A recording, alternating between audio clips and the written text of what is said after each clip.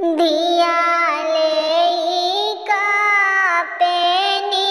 पापा हो अपन पापा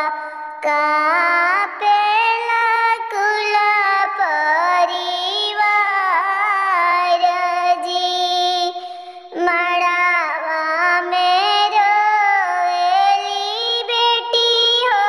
कवन बेटी नयन से नीरा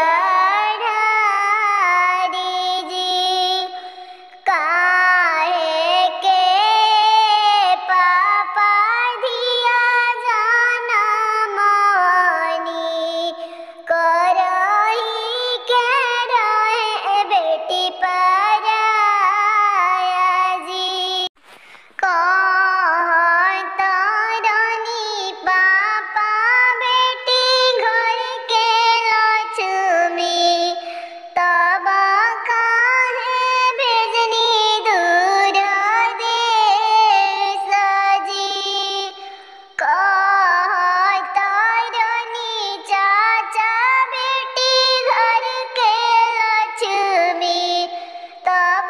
काहे भेजनी दूर देश दुनिया के रीत बेटी हमहुनी भवानी एला कनी कन्यादान हो दुनिया